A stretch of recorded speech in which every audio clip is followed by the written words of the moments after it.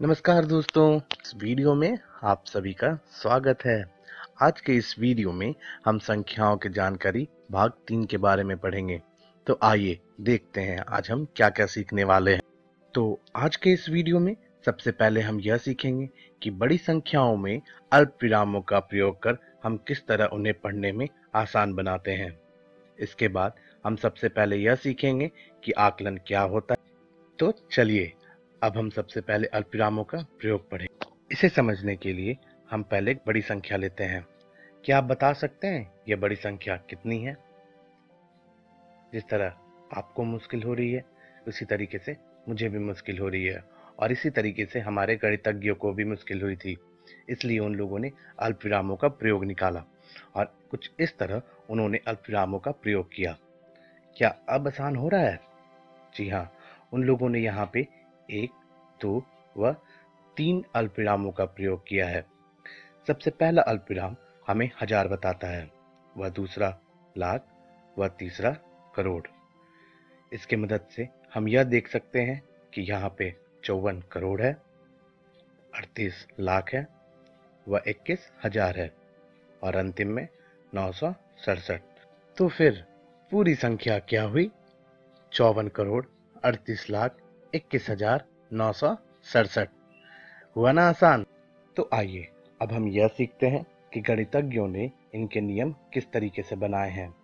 जिस तरीके से किसी एक प्रतियोगिता में प्रतिभागियों के स्थान होते हैं, उसी तरीके से एक संख्या में अंकों के भी स्थान होते हैं। तो जो सबसे पहला नियम है वह हम पढ़ेंगे संख्यांकन की भारतीय पद्धति में। संख्यांकन की भारतीय पद्धति में जब हम संख्याओं को लेते हैं तो हम दाएं से बाएं की तरफ बढ़ते हैं। दाएं से बाएं की तरफ बढ़ते वक्त जो सबसे पहला स्थान आता है वह आता है इकाई का, उसके बाद दहाई का, फिर सैकड़ा, इसके बाद आता है हजार। इसके बाद आपको मालूम है? जी हाँ, 10,000। इसके बाद तो बताइए? लाख। उसके बाद 10 लाख। आगे क्या आएगा? क्या आप बता सकते हैं? जी हाँ, अगला आएगा करोड़। उसके बाद अंतिम में 10 करोड़। संख्यांकन की भारतीय पद्धति के अनुसार हम संख्याओं में दाएं से बाएं की तरफ बढ़ते वक्त पहले 3 स्थान मतलब कि इकाई, दहाई व सैकड़ा के बाद हम सबसे पहला अल्पविराम का प्रयोग करते हैं। इसके बाद हम अगले 2 स्थानों के बाद यानी कि 1000 व 10,000 के बाद अगले अल्पविराम का प्रयोग करते हैं। इसके बाद अगले 2 स्थान यानी कि लाख व 10 लाख के बाद हम तीसरे अल्पविराम का प्रयोग करते हैं, और फिर अंतिम में अगले 2 स्थान आते हैं जो कि होते हैं करोड़ व 10 करोड़। था ना बड़ा ही आसान ये संख्यांकन की भारतीय पद्धति। आइए अब हम अगला नियम समझते हैं।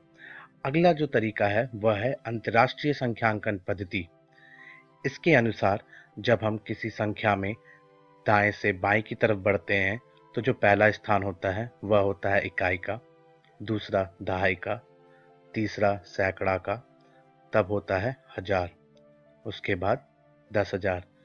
अब आपको यह लग रहा होगा कि यह तो बिल्कुल भारतीय संख्यांकन पद्धति के ही जैसा है, मगर यहाँ से इसमें बदलाव आ जाते हैं। 10,000 के बाद इसमें होता है 100,000, उसके बाद मिलियन, तब होता है 10 मिलियन और फिर 100 मिलियन। इस संख्यांकन पद्धति के अनुसार हम दाएं से बाएं की तरफ पहले 3 स्थानों के बाद पहला अल्पविराम लगाते हैं, फिर अगले 3 स्थानों के बाद दूसरा अल्पविराम लगाते हैं और फिर अगले 3 स्थान होते हैं। था ना यह भी आसान? आइए अब हम आंकलन के बारे में समझते हैं। आंकलन को समझने के लिए मैं आपको सुरेश से मिलाना चाहूँगा। सुरेश जब एक दिन अपने स्कूल से अपने घर को लौट रहा था, रास्ते में उसे बड़ा ही एक सुंदर सा बस्ता दिखा। वह उस बस्ते को खरीदना चाहता था, तो उसने दुकानदार से पूछा, बताओ भैया इसकी कीमत कितनी है? तो दुकानदार ने उसे बताया, भैया इसे 95 रुपए की कीमत पे खरीद पाओगे। तब उसने अपनी पॉकेट टटोली तो उसने देखा कि एक उसके पास 10 का नोट है व दूसरा 100 का। तो बताइए उसे कौन सा नोट देना चाहिए, 10 वाला या फिर 100 वाला? अगर आप 100 सोच रहे हैं तो आप बिल्कुल सही सोच रहे हैं। और यही आकलन होता है। जी हाँ, आकलन का मतलब यही होता है कि दी हुई संख्या में से जो सबसे निकटतम संख्या हो वह कौन सी होगी। इसी को हम आकलन कहते हैं। तो आज के इस वीडियो में हमने सबसे पहले यह सीखा कि अल्पविरामों का प्रयोग कर हम कैसे उन्हें पढ़ने में आसान बनाते हैं, व किस तरह से हम उन्हें संख्यांकन की भारतीय पद्धति एवं अंतर्राष्ट्रीय संख्यांकन पद्धति में प्रयोग करते हैं। इसके बाद हमने आकलन के बारे में पढ़ा और यह जाना कि आकलन का मतलब निकटतम संख्या निकालना होता है। आशा करता हूँ आपको यह बड़ा ही आसान लगा हो।